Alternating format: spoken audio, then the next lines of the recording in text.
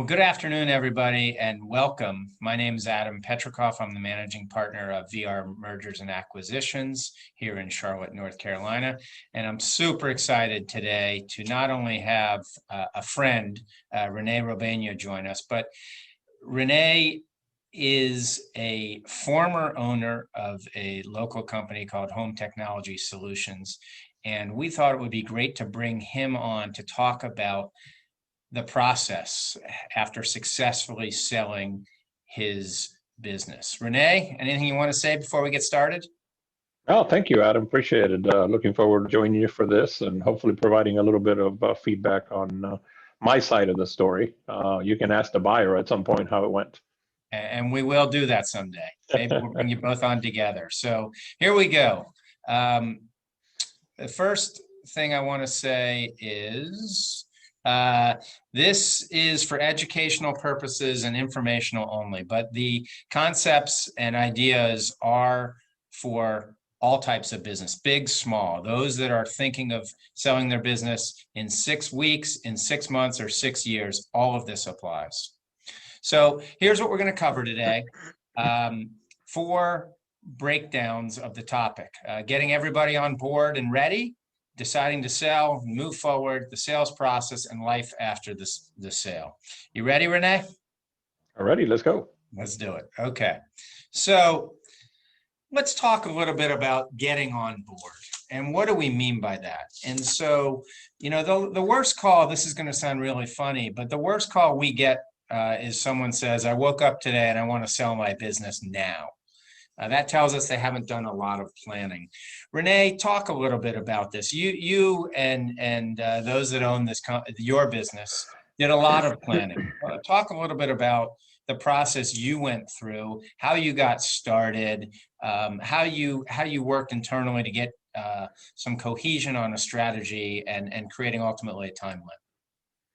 Adam, our business was a little different probably than many out there in that it was owned by myself, my brother, my son, and partly my wife, and then the staff that we had. So when we decided to sell, and this was probably 3 years before we actually contacted you, we started conversations on the planning. What will we even get for the business? Is it even sellable?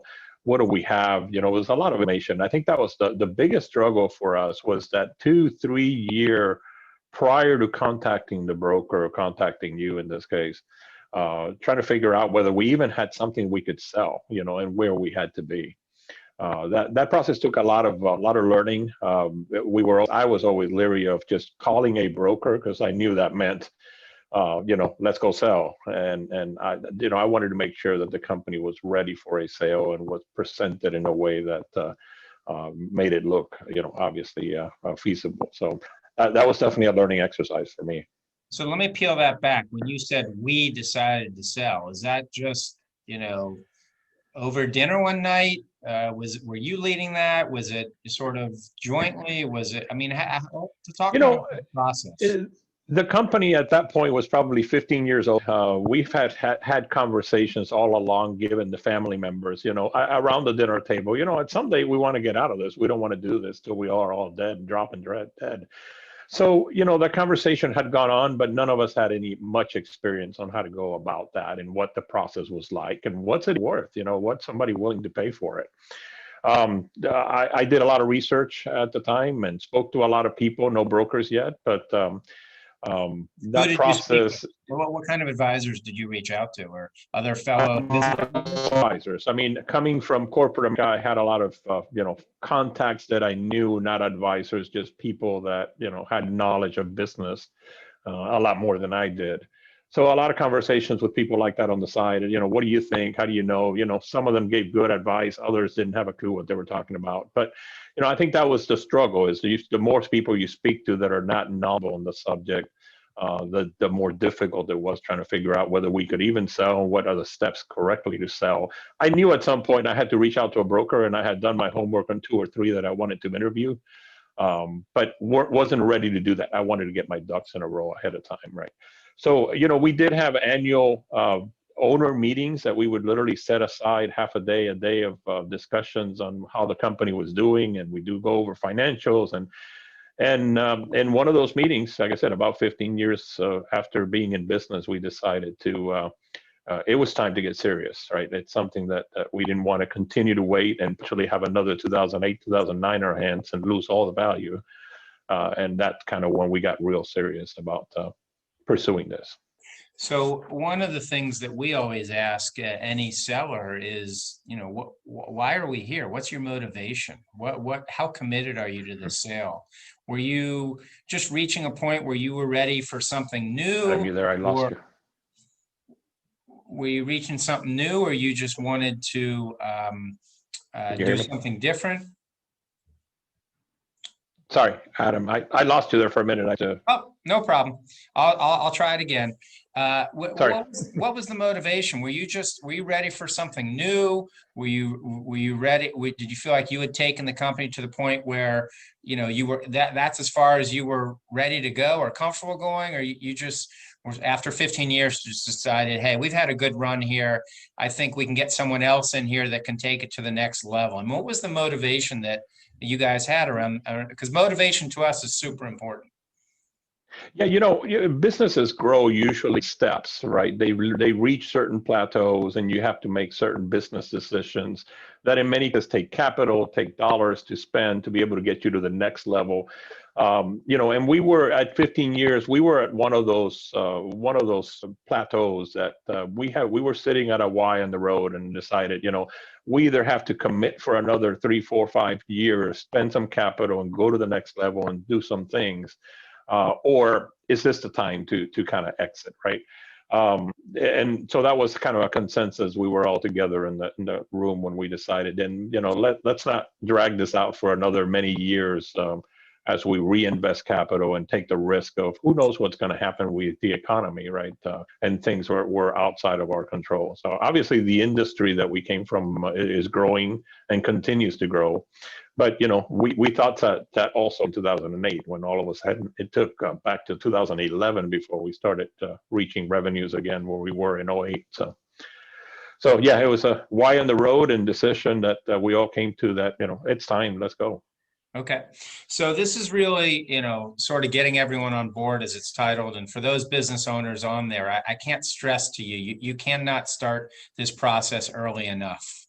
If you think you want to sell this year, and we're going to get into that, but you can't just wake up and say, I'm ready to go today.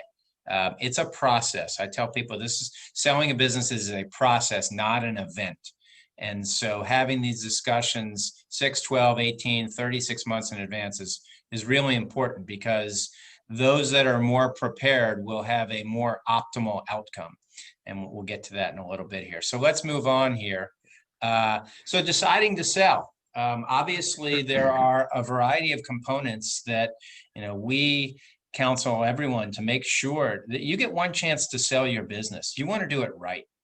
So, we always ask people, have you met with your CPA to understand your tax consequences? Have you met with a wealth advisor to figure out, okay, well, I'm going to get this after-tax proceeds. Does this help me in the next phase of life, whether it's retirement or starting a new business or whatever?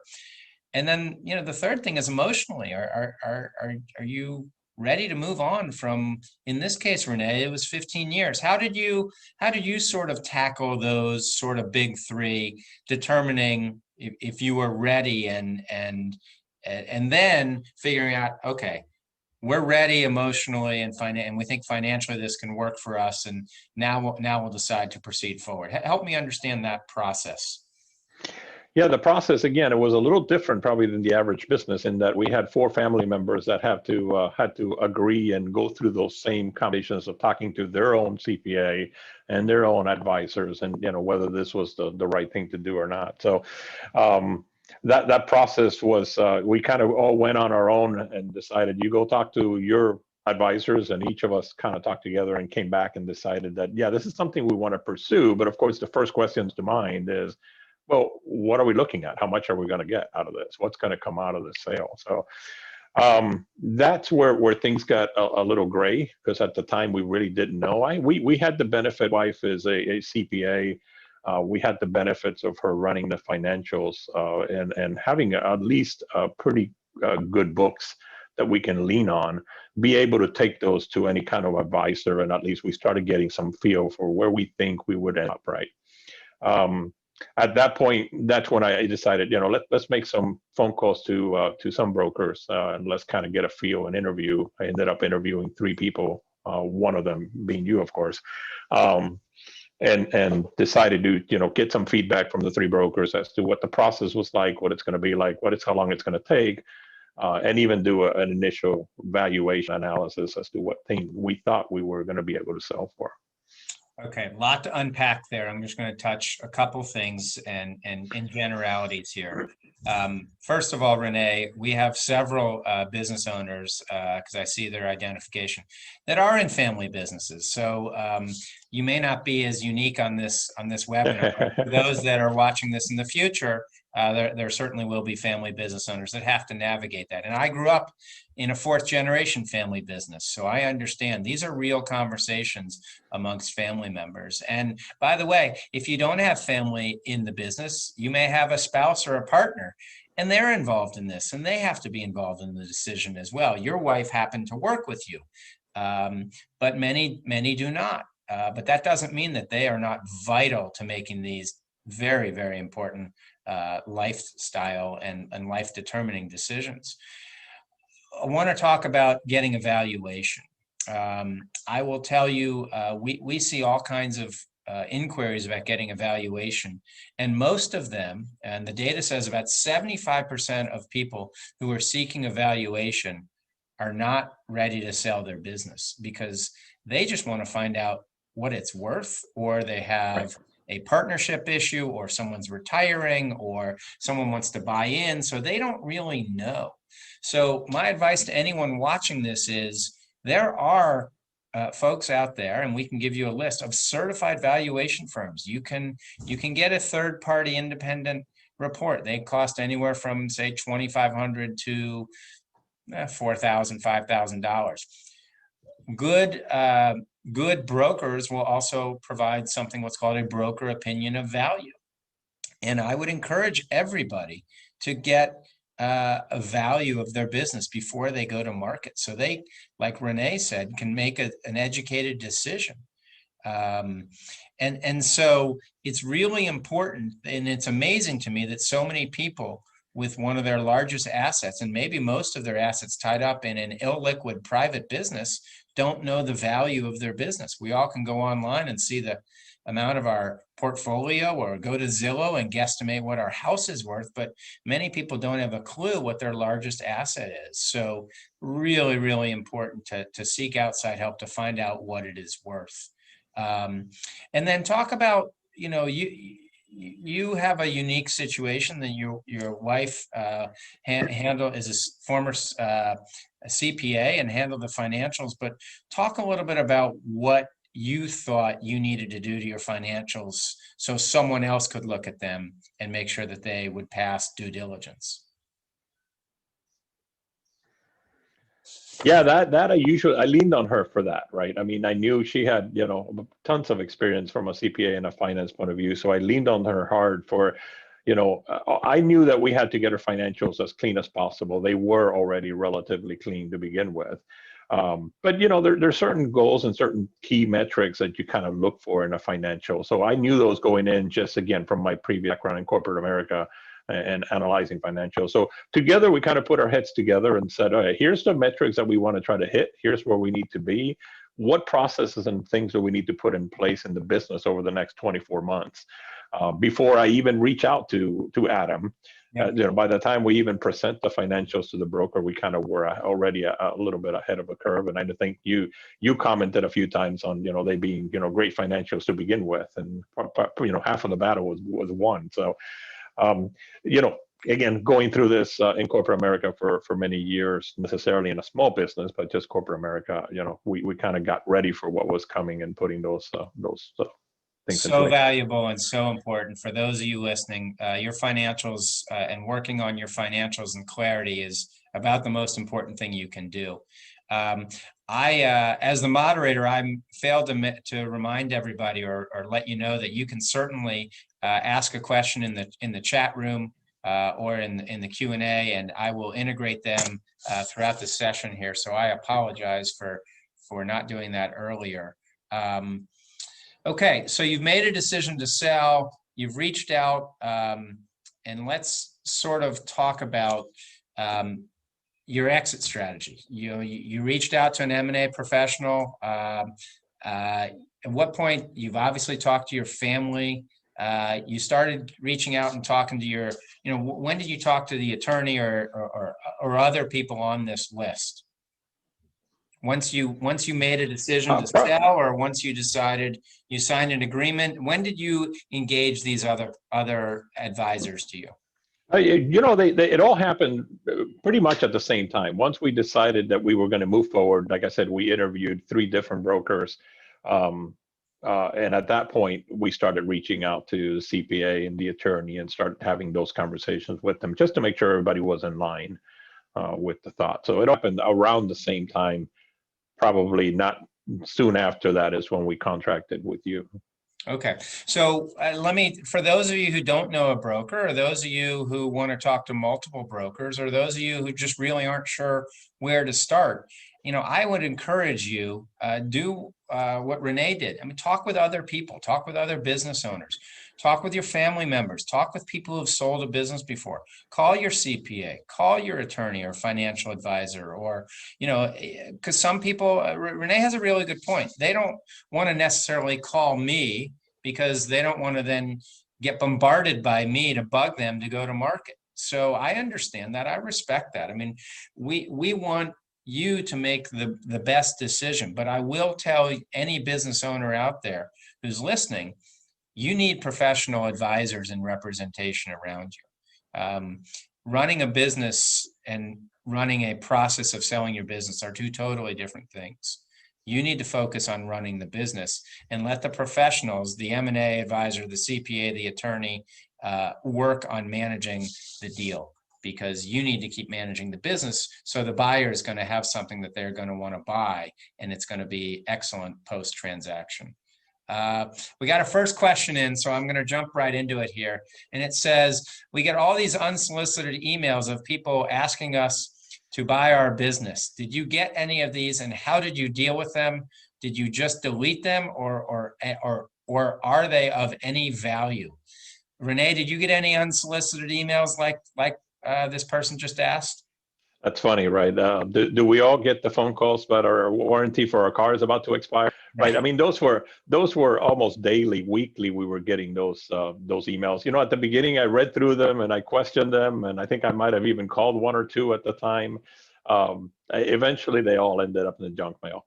It's just not something that I was going to entertain. A million emails from brokers saying that they can make me, millions and millions of dollars. And just, we were doing our homework and getting ready on our own. We're going to, didn't really look into those.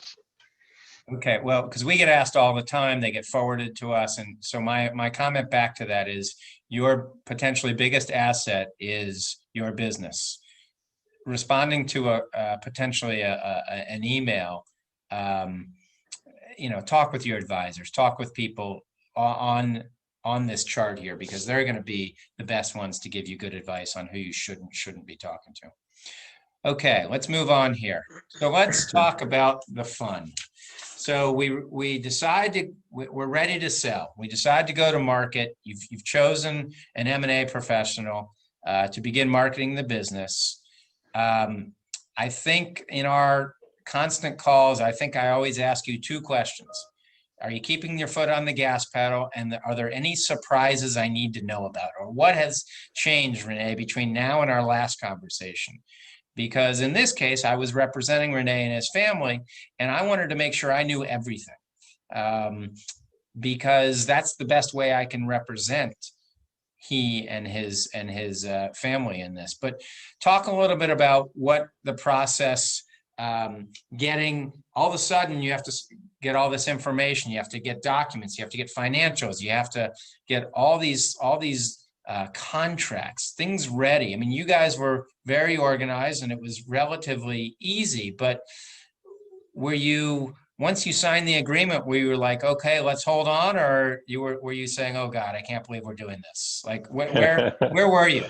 No, it actually got exciting at that point. It got busy, right? I mean, it combined with our busiest time of the year from a work perspective and trying to run a business while at the same time trying to produce countless documents, right? And every phone call to Adam, and the first thing he said, keep the foot on the gas pedal, make sure you keep going. So it was tough. It was challenging. It was a lot of work for those first 6 to 9 months. Actually, from the time we signed to the time we sold, there was a ton of work just trying to get ready for. And that's, like you said, being already half prepared and planning for 2 years on our own. I can't imagine for somebody to all of a sudden say, let's sell tomorrow. It just would be unrealistic. Yeah.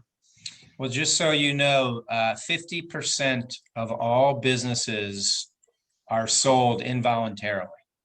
Yeah. Through death, disability, disagreement with a partner, dissolution of a company, or disagreement.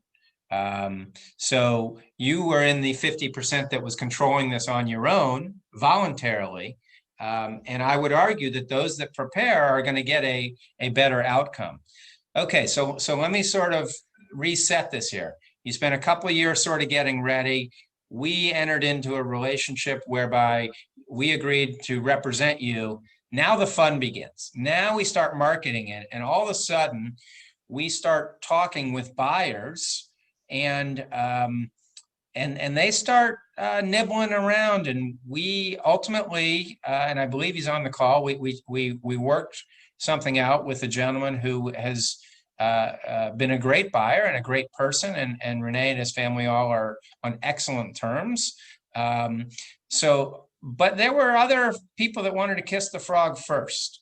And so Rene, talk a little bit about what it's like to open your business and your life to this total stranger that, other than a piece of paper, says they can buy your business. Help me understand what that's like, and what you think, and your confidence in the process after meeting some of these buyers, because they were all over the place.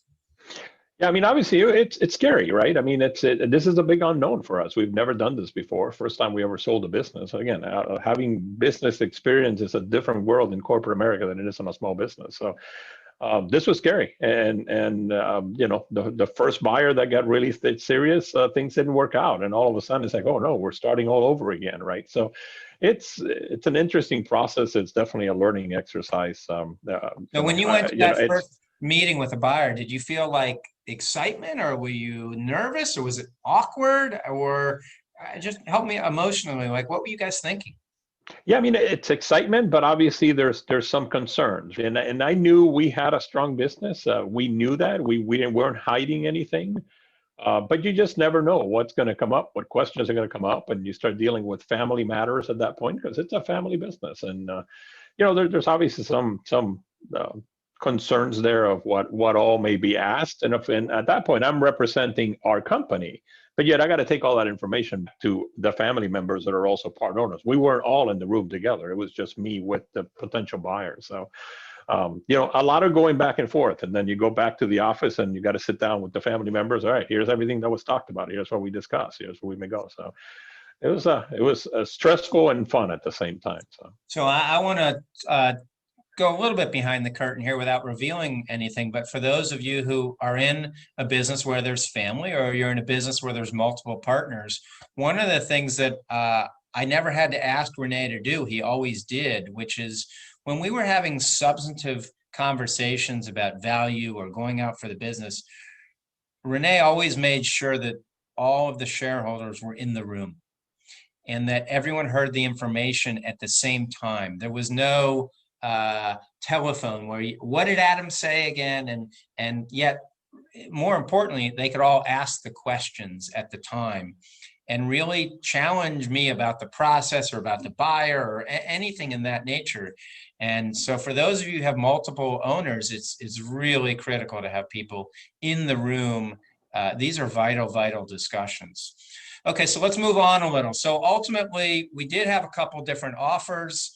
The first couple didn't work out, and then our ultimately our buyer appeared, and ironically, he had inquired about this business previously, but it is already under contract, and he told us, "Hey, this is something that of interest me. If it falls out of contract, we'd love to know." And so he was obviously happy when he heard that a prior buyer walked away. We introduced the now owner of the business, and we went through a negotiation. Of course, it's no one likes being told that their baby is ugly or not as pretty as we like to be, and quite frankly, we always want more money than the buyer is willing to offer. So, talk a little bit about when you met your eventual buyer, just negotiating back and forth, and what you felt like, how that went, without being on the details of the negotiation. Right. So it's funny. I want to say it was terrible experience, but he's on the call, I think. So I probably won't say that. So no, all kidding aside, I mean, honestly, from the time that I think we met, I left that initial meeting thinking I like him. I think this would be great. For us, one of my things that we talked about, the four owners talked about early on is, what was the most important thing? Is it getting the biggest dollar value out of the company? Or are there other priorities we were looking at? And one of the things we all agree on is we want to make sure that the staff was protected. We wanted to make sure that whoever was buying the company wasn't going to come in and just out and get rid of people. And and that was really important. And from the minute I think that we met the buyer, I knew that we kind of knew right away that this may be a perfect fit, right? So, and I think to this day we kind of feel the same way. Yeah. Well, okay, we're not going to gush on the buyer anymore. We'll beat him up in another time. But so let's talk about. So we get an agreement. We signed a letter of intent, and now I say there's sort of three buckets. We go into due diligence. We go into the getting a loan. In this case, they were using an SBA lender, and then eventually the legal documents. What's it like to have someone come in who essentially really doesn't know your business, ask for all these requests, really try to dig into your business like no one ever has before? What does that feel like, Rene? And what were some of the things about that process that maybe just you were surprised, or what there's always hiccups. I always warn people that let's really focus on communication, because at some point there's going to be an air pocket and we're going to need to rely on that relationship. But going through due diligence is not fun. What are some of your thoughts having survived and gotten through that, Rene? You forewarned us going into it that there's going to be a lot of information they're going to request, and I think although we were prepared, we were still shocked by the amount of paperwork that goes back and forth, that request this and pull that, and of course you're trying to gather all this data at the same time that you're still trying to operate the business and quote unquote keep the foot on the gas pedal, right? So it's a lot of information. In hindsight now, if I had to do it again in the future, I kind of know the stuff that's going to be requested. I'd be preparing even more so than we already did, than we previously did. So yeah, just the amount of data and the amount of paperwork, and not just financials, but process and policies and everything that all of a sudden is required. At the same time that the bank is requesting from the buyer stuff that we have to pull for them. So yeah, it's just shocking. It really was. Well, I think at this point, I want to just highlight, and of course, we try to counsel any of our clients, and good brokers out there will be there to assist you. That's the whole reason you hire an M&A professional. But I think one of the things you, and in this case the buyer, recognized, and this goes on in every transaction, is that there weren't any issues between the buyer and seller, but all of a sudden these third parties get involved. You got banks, you got attorneys, you got landlords, and there weren't any what I would call major issues amongst the two of you. But boy, the third parties, they can be on certain days challenging. And, that's our job to manage those on your behalf. But, whether it's a landlord or a bank or an attorney, talk about how all of a sudden these advisors, these third parties are so critical, and yet you just want to get the deal done. Yeah. Yeah, exactly. We joked around many times that if we can just get all these external parties out of the deal, we probably would have done it 3 days, right? It's just we wanted to sell, the buyer was ready to buy, and it was just all of the outside circumstances. I mean, for us, the landlord was a huge one. The landlord ended up being potentially may cause this whole thing to fall apart at the last minute because they did not want to talk about moving the lease over to the new buyer. So yeah, little things like that you have highs and lows during the process. There are days that everything's going great, and the next day this email comes up that, oh wow, now what, right? Which is completely out of our control in many cases. So yeah, very interesting. Interesting is a good word. So, Yeah. so let's go on. So we have, is there any other surprises along the way before I get to sort of life after the sale? And I just want to remind everybody, we had a closing, and we had a third party during the closing that I'll say we had challenges with while we were at the closing table. There were challenges. So it's not done until it's done. But Rene, any surprises in this part of the process here? No surprises. I mean, again, you had done a great job at kind of guiding us that, all these things had come up, and you really don't know till you go through it. But, yeah, and I'm sure for every sale is different. The challenges may be different. I suspect you don't have any sales that have no challenges. It's just things you got to work through, I'm guessing. I look forward to that, but it has not happened, and I'm not holding my breath. So Yeah. let's talk about life after the sale. So how did you handle notifying your employees? I mean, obviously, you just said a few minutes ago that it was really important to you to make sure that your employees were treated fairly by the new owner. How did you handle notifying them and your vendors and your customers? That was one of our biggest struggles, probably the staff, is we wanted to make sure they were protected. All along, you told us, do not let them in that you're about to sell. Even to the day, I think I called you the day before the closing. And I said, can I, let the staff know? I don't want them to be surprised the day up.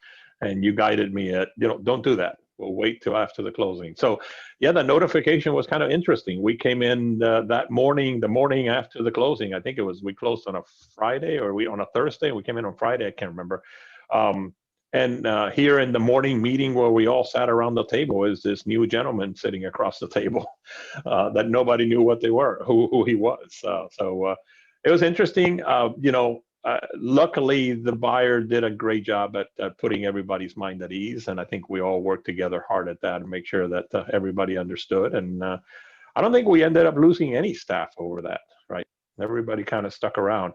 Same thing for customers. I mean, customers and vendors, that one took a little while longer to kind of get the information out and formally announce to the customers and to the vendors that we were doing this. That wasn't as critical. We didn't think the customers would run because of that. The first few meetings that we went to, the bigger clients, we intentionally scheduled one-on-one meetings with them. And went in person and kind of introduced a new buyer. And overall, I think the acceptance was pretty well, other than a few one or twos. That could have happened. Yeah, I mean that. So yes, we advise people do not tell your employees until after it is done for a variety of reasons. If you say it's going to close next Tuesday, invariably it may be delayed. Employees, when they hear that all of a sudden they feel like they have power, they can try to negotiate a raise or threaten to quit. And it's the last thing you need to be dealing with as you get into trying to close a business. So you, like most owners, you stayed on. You had a consulting arrangement with the buyer of the business. Talk a little bit about what it was like to all of a sudden not be number one, and you really weren't even number two. You were sort of like, number six. You wanted the buyer to sort of be able to learn and make some mistakes, but also you wanted to guide him on, hey, we didn't do it this way because of X, Y, and Z. And so, but yet also, new owners want to make changes, although we tell them not to make any changes for at least 90 days. Talk what it's like all of a sudden to be riding sort of in the back of the car. It's interesting, right? This is the baby that you raised from the beginning to the end, and all of a sudden, kind of handing the keys. Those first 3 months after the closing, which we consulted with, I think we were lucky. We ended up with a really good buyer that was willing to at least listen to things. Hey, we've tried that; it didn't work. Don't go do that again, right? And that kind of worked out really good. He didn't listen to the changes too much. He made a few changes at the beginning, but that's okay. We kind of got past that, but overall, I think it was a great experience. It's just difficult to hand over the keys, right? Obviously, after growing this thing for 15, 18 years in that case at that point. So we got a question in here, and it's actually a very good question. So thank you. How did you emotionally handle not telling your employees? Because I know you probably wanted to, and this mean old M&A advisor named Adam said, do not do it, do not do it. But yet you're going in there knowing you're selling this business and having meetings with them throughout the day or out the week. How did you sort of reconcile that in your own brain? That was probably the toughest part during the process. It is not telling them and knowing we were doing it for their own good, for everybody's good. Everybody was going to win out of this. Not, just not being able to tell them and keep everything confidential. I mean, there were days where we were, the buyer was coming through and walking through, and people are working, and it's just, how do you, who is this person that's walking by, and keeping all of that confidential. It was really hard. That was probably one of the toughest parts. Again, our priority, even more so than the dollars, was making sure that our staff was protected. So that was tough. So then let's talk personally. Life after the sale. It's been what, 18? How many months has it been? 7? Yeah, almost 2 years. It's been about a year and a half or something. Year and a half. So you've gone through your own personal journey. Talk a little bit about this, where as you can tell other business owners, there is life after selling your business. Talk a little bit about, what you've been up to since selling your business. So, for me personally, we weren't ready to retire yet. Right up on the time we were closing, I met with a few business associates, you want to call it, for many, many years. And I kind of gave them the news that this was about to happen. And within a day after that meeting, I had a call from one of them saying, I want you to come over and help me build my business to get it ready for sale. So I've kind of done that. I'm doing that on the side and helping him kind of get ready for a potential sale here over the next 3 years. Now I've got the experience to kind of get the things we need to get in place. And I know that Adam, you and I have talked about that already a couple of times. And at the same time, my wife and I kind of formalized, or we're trying to formalize a new venture to essentially do the same thing for other businesses. I don't want to be a broker. I don't want to sell businesses, but if I can help provide and guide and, give some input as to that process, that 24 to 36 months before you even call the broker, and kind of help businesses put policies and procedures and some, account and finance and stuff like that in place.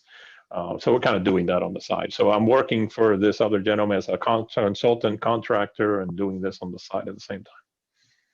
Well, that's great. So for those of you listening, Rene, you can contact either of us after our information. We'll make it available. If you want to talk to someone who's not a broker or not a professional intermediary, someone who's just been through this like Rene, would be someone great to talk to.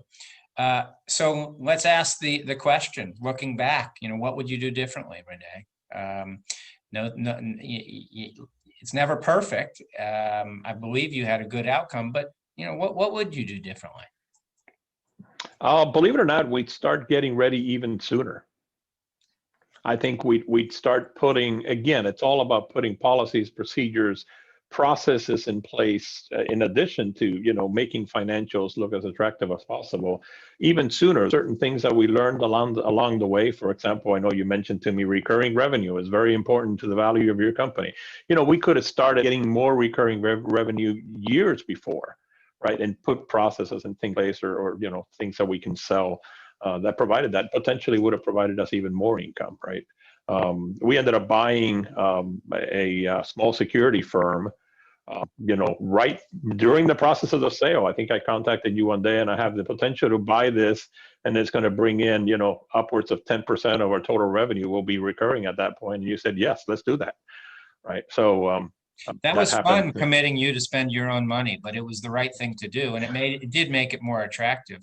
By the way, I just want to point out to everybody that over here in the middle, this is Rene and his wife's new vehicle. So if you see this coming up to a town near you, it could be this guy named Rene. I want to offer chance for any other questions. I have one more question so far, and feel free to add more. Rene, if you could do one thing, what would be the first thing I should do? I am struggling moving forward. What is the first thing you would do? One small step, Rene, you would advise someone who wants to move forward, but they're overwhelmed. They're not sure where to begin. What's the one thing you would recommend, having been through this process? You got to talk to people. You've got to get the information out there and ask. And I think you're going to get different inputs from different individuals. So if you're not ready to call Adam or some other broker, that's fine. But you've got to get some guidance, at least, on where to even start. What things should what should my financials look like? What things do I need to put in place? Do I even have financials? So we need to go get right. Do I have policies and procedures in my company? Do we need to go create those, right? And like I said, those things take time. I mean, it's not uncommon, 24, 36 months to develop those things ahead of time. And if I remember correctly, and Adam, you taught me this, in order to get the value of the company, most buyers will look back about 3 years. That tells me that my financials have to look good 3 years before I want to go to, So if I start getting them ready now, it's going to be 3 years before I can have a viable place to go to sell. So, yeah, it's just talk to somebody that can provide some independent advice and guidance on here's the things you should do. Yeah, so I would just add that the majority of people who sell their business, based on all the data, are not happy 2 to 3 years later on the sale of their business. And I would argue that part of the reason Rene and his family had a successful exit and are still happy 18 months later and still friendly and friends with the buyer is because they did prepare.